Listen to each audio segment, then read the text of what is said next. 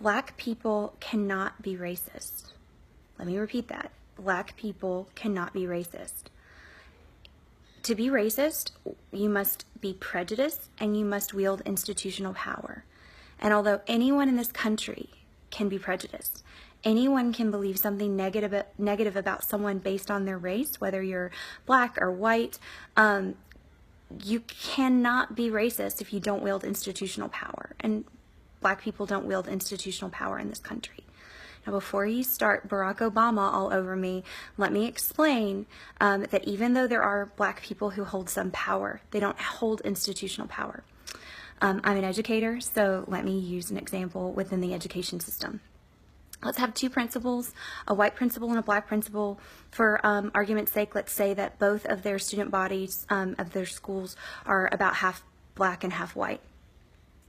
In this example, our white principal is going to suspend black students if they curse. He's only going to give after-school detentions to white students if they curse. We know that's racist, right? Plain and simple. He's using his power based on race. But if our black principal does the same thing, right? If he starts suspending white students but gives black students after-school detentions, this is prejudice. This is hugely problematic and wrong, but it's not racist. Yes, he does have power as principal of that school, but he doesn't wield institutional power. Let's just think about that for a minute. If these white parents recognize what's happening, then they can go to the school board or the superintendent locally or the state school board or the state superintendent. They can talk to the district attorney. They can go to the court system. The vast majority of the people that occupy these positions of power are white. There's no state in the country where the majority of the state school board and superintendent and local school boards and local superintendents are black. And so when white people go above the head of this black principal, they're going to receive institutional support. They're very likely to be believed. Their claims are very likely to be investigated and discussed.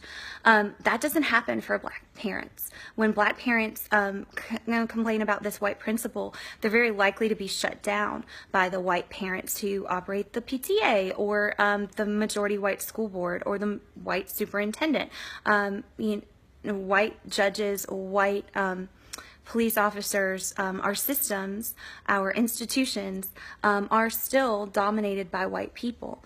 And so that's a big difference. And the outcomes of prejudice are very different, which is why it's important to recognize what is racism and what is prejudice.